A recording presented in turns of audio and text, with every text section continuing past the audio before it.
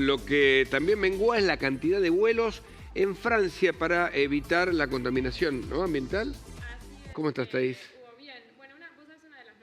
Esta semana está haciendo eco entre lo que es la comunidad climática internacional, tiene que ver con esta resolución, un decreto que se publicó por parte del gobierno francés y que lo que busca es prohibir vuelos nacionales cortos. Mirá vos. Me puse a leer el decreto en detalle, a ver qué es lo que incluye, porque cuando uno ve así el titular dice, bien, es una medida en favor de la acción ante cambio climático, pero después hay que empezar a ver si es tan contundente o es un primer paso de una acción que después requiere, ¿no?, muchos otros pasos. ¿Qué es lo que dice el decreto? Que allí donde haya un trayecto entre dos ciudades para las cuales exista movilidad en tren, se va a prohibir el vuelo. Mirá. Y que ese trayecto en tren sea de menos de 2 horas y media. O sea que el tren es menos contaminante que el vuelo. Sí, y sobre todo ¿por qué? Por la cantidad de personas que se movilizan. Vos si vos haces el cálculo, ¿no?, de cuál es la contribución por persona de generación de emisiones, ¿no?, que es el contribuyente a cambio climático, vos en un tren podés movilizar muchas más personas que en vuelos y particularmente en los vuelos cortos. Además de que también ahí tenés que tener en cuenta que los vuelos queman mucho más combustible. Hay trenes que ya también se movilizan vía otras fuentes, ¿no?, de energía. Y puntualmente acá, como para entender un poco en detalle de lo que es el decreto y el contexto, ¿no?, en el que esto se sitúa.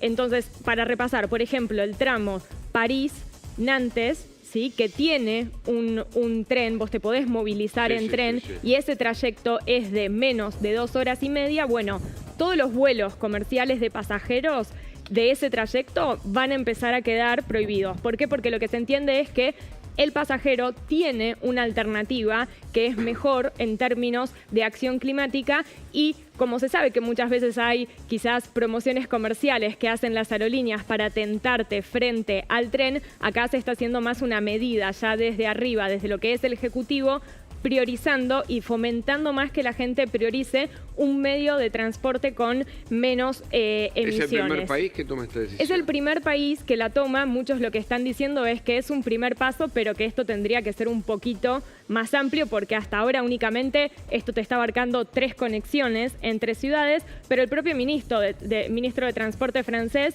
dijo, es un primer paso de muchos que hay que empezar a hacer. Y lo que yo ahí te mencionaba es que hay que tener en cuenta a nivel global, ¿sí?, el transporte aéreo contribuye en un 3% a lo que son las emisiones de gases de efecto invernadero. Pero los vuelos cortos son los que más emisiones generan. ¿Y esto por qué es? Porque el momento en el el momento en el que más queman combustible los aviones es en el despegue y en el aterrizaje. Entonces vos en un vuelo corto, en el que encima van menos personas, si estás quemando combustible para movilizar menos personas que en un vuelo de trayecto largo y encima, no sé, en 45 minutos, el mayor tiempo vos estás quemando más combustible. Esos son los que más generan. Y lo que falta también acá en toda esta lupa internacional tiene que ver con algo que se critica mucho y que la activista sueca Greta Thunberg ha expresado muchas veces, que son los famosos jets privados de famosos, de multimillonarios que se mueven de aquí para allá, ¿no?,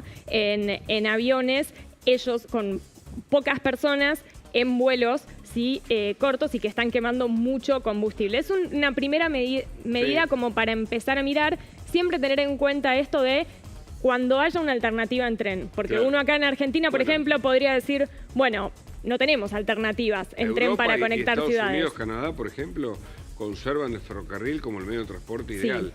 Un ferrocarril equivale, por ejemplo, a 20 camiones en términos de carga, para que entendamos lo que significa. Y eso es menos costo, menos contaminación, menos niveles de accidente y abaratamiento justamente en el transporte, ¿no? Acá se los destruyeron los ferrocarriles. Lamentablemente ahora hay como un intento, ¿no?, de volver a hacer algunas conexiones, pero como vos bien decías, el ferrocarril tiene un montón de beneficios, también otro de practicidad en tiempo. Uno sale de una ciudad, llega directamente a la otra ciudad. Y yo recordaba en esto, yo hice una conexión entre países nocturno, desde París hasta Venecia, desde Francia e Italia, nocturno. Entonces, te vas a dormir en el tren y te despertás. Y eso es lo que se está tratando de fomentar más, porque en un momento se habían cancelado algunas de las conexiones nocturnas en Europa, pero bueno, es un intento. Recordemos, los países de la Unión Europea están dentro de los primeros 10 países más emisores de gases de efecto invernadero. Por eso también hay que mirar, ¿no?, qué es lo que están haciendo para reducir las emisiones. Muchas gracias, Thais. Gracias.